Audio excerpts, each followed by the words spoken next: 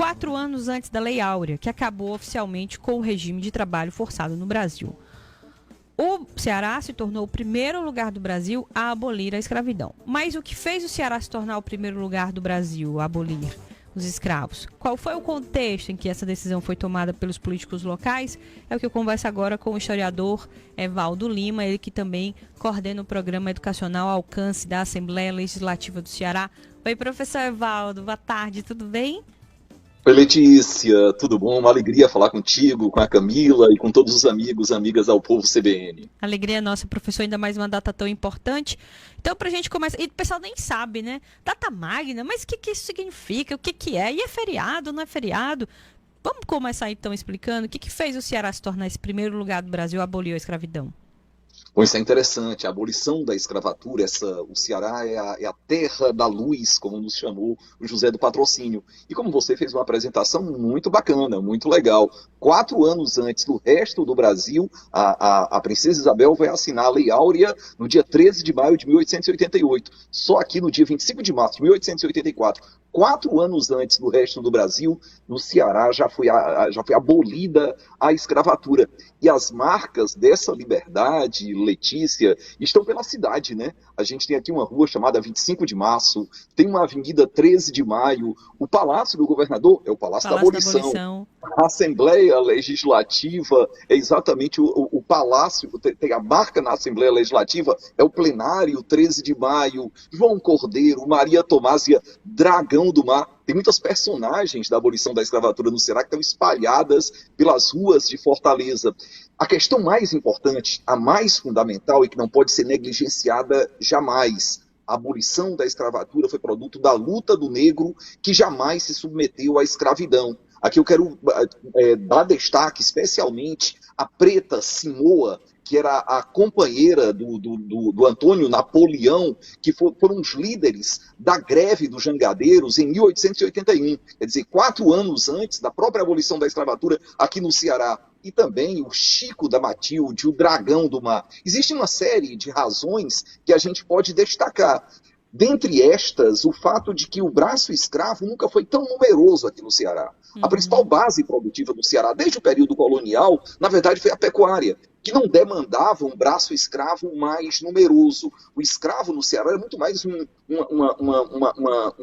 peça econômica, um valor de mercado mesmo, do que uma força produtiva. Tem essa questão, a atuação das sociedades abolicionistas, a própria seca de 1877, a luta dos jangadeiros, a pressão da Inglaterra, as transformações internacionais, o fim do tráfico internacional de escravos, fez com que aumentasse o tráfico interprovincial de escravos. Então, muitos escravos do Ceará, já que a base econômica do Ceará não dependia tanto da escravidão, estavam sendo vendidos para outras regiões em que se exigia esse braço mais numeroso. Rio de Janeiro, São Paulo, Minas Gerais. E aí, Letícia, merece destaque a greve dos jangadeiros, quando o Dragão do Mar colocou que no porto do Ceará não se embarcam mais escravos. Quer dizer, os escravos do Ceará não seriam mais vendidos para outras províncias do Brasil. Então esse marco é absolutamente fundamental. E também, um ano antes da abolição da escravatura aqui no Ceará, também em janeiro de 1883, a primeira cidade do Brasil a abolir a escravatura foi a Vila do Acarape, foi exatamente o Acarape. Então o Ceará é essa marca da liberdade, é essa terra da luz, como chamou José do Patrocínio. Eu tenho um ouvinte aqui participando conosco, ele fala assim, o plenário então deveria se chamar 25 de março, não? A participação dele aqui conosco. Professor, o senhor falou aí em grandes figuras, inclusive marcas na cidade, mas me chamou a atenção porque às vezes a pessoa, acontece um pouco, eu não sei se é um histórico nosso, de se esquecer quem são, né? E de tão importante que são. Dragão do Mar, que hoje tem um grande equipamento cultural, mas muita gente não sabe quem foi Dragão do Mar. O senhor falou várias outras figuras, assim. Então eu queria que o senhor explicasse para os nossos ouvintes a importância dessas figuras. O senhor até já começou a falar, mas dessas figuras tão importantes para a nossa história. Vamos lá, vamos começar pelo Dragão do Mar, né? O Francisco José do Nascimento foi um menino que nasceu lá em Canoa Quebrada, em 1839, e a vida dele é repleta de aventuras. Quando ele era bebê, Letícia, ele se engasgou com uma espinha de peixe, ficou cravada na garganta, e ele foi desenganado pelo médico, foi feita até uma extremunção do menino do Chico da Matilde, a mãe dele era Dona Matilde. Ele acabou conseguindo se salvar, o milagre de Nossa Senhora do Rosário. O pai morreu lá na Amazonas, no ciclo da borracha. A mãe ficou criando os dois filhos, tinha um irmão, criou dois filhos com muitas dificuldades. A mãe acabou entregando o menino Chico da Matilde para ser criado por um juiz lá do Aracati. Ela acabou descobrindo que esse juiz era amaziado com me perdoa a expressão, com uma rapariga, era essa a expressão que era utilizada na época, e a dona Matilde foi até a casa do juiz e disse, eu sou preta, mas eu não criei meu filho para dar para uma quenga. Acabou tomando o menino de volta e a situação dele e dela acabou sendo muito difícil, né? Acabaram entrando em conflito com uma família muito poderosa. Ela acabou dando o seu menino de 8 anos de idade, que embarcou num navio e passou até os 20 anos num navio em alto mar. Ele só foi alfabetizado aos 20 anos de idade. Aprendeu todos os segredos do mar. Conheceu um escravo chamado Luiz, que acabaria participando da aventura da Laura II. Acabou sendo assassinado, enforcado no passeio público. Quando ele sai do mar, ele volta para Fortaleza, se torna jangadeiro, tem 2 jangadas, acaba tendo contato com o João Cordeiro, amparando as vítimas da seca, se deixou influenciar por esse sentimento da liberdade, da igualdade, participou ativamente da greve dos jangadeiros em 1881. Quer dizer, a greve que impossibilitou que escravos saíssem do Ceará para serem vendidos para outras províncias, acabou passando para a história como o Dragão do Mar. O primeiro apelido dele, Letícia, não foi Dragão, não, foi o Lobo do Mar. O José Patrocínio chamou ele de Lobo do Mar. Mas ele não gostou muito da história do lobo, não, ele preferiu de dragão. Foi para o Rio de Janeiro, a jangada dele foi presenteada para o Museu Nacional. É uma personagem fascinante. Mas eu gosto de citar também outras personagens. Sim. Por exemplo, as mulheres. As mulheres tiveram um papel de protagonismo aqui no Ceará. A gente fala muito da Maria Tomásia, inclusive nome de rua aqui em Fortaleza. Sim. Fundou a Sociedade das Senhoras Libertadoras, personagens fascinantes, como o João Cordeiro, que pregava uma abolição por força da luta, né, a abolição de todas as formas. Algumas pessoas mais moderadas, como o Guilherme Studart, do Amaral, o Barão de Studart, que acreditava que a abolição poderia vir de uma conciliação, uma festa da conciliação nacional, enfim.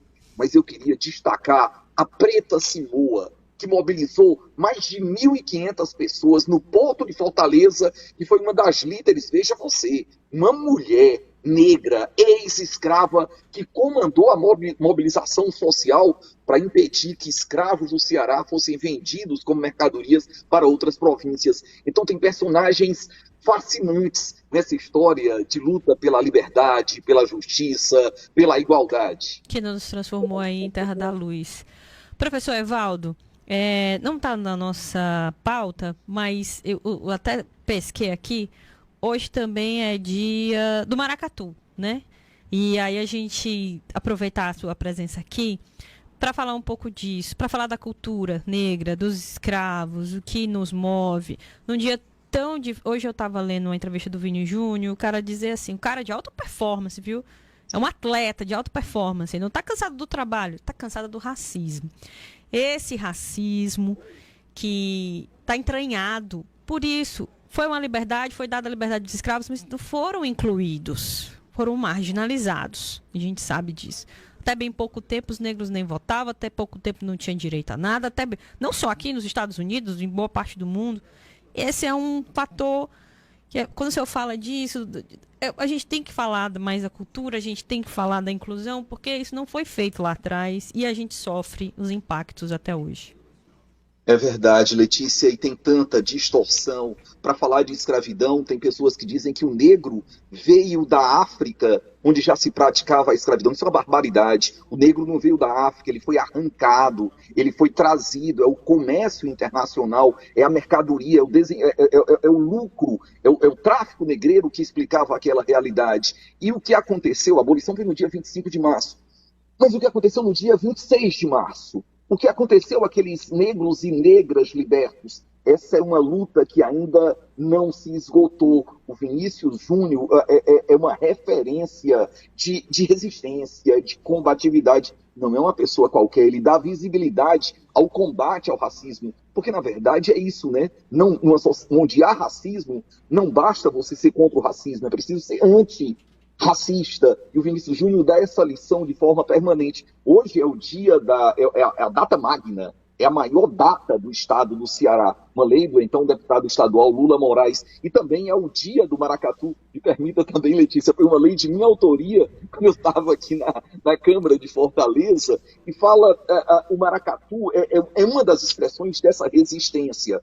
O que é o maracatu? É o cortejo da rainha Ngiga Nibante, que era uma rainha africana, que enfrentava os traficantes de escravos, os sobas. Então a dança, o cortejo, a luta, a fé, a esperança, maracatu especialmente é isso, é resistência. E no Ceará a gente tem essa marca, essa tradição. A igreja de Nossa Senhora do Rosário dos Pretos, a igreja do Rosário, que fica ali na Praça do General de Russo, o pessoal conhece mais como a Praça dos Leões, ali Sim. onde era a cidade provincial, carrega as marcas dessa luta da liberdade. E hoje os vários maracatus de Fortaleza estão em festa, estão em comemoração, porque comemorar é exatamente isso. É a memória comemorar é a memória coletiva, é a memória para que a gente possa construir uma sociedade que enfrente corajosamente o racismo, que lute por mais justiça, por mais igualdade, que a cor da pele não determine absolutamente nenhuma manifestação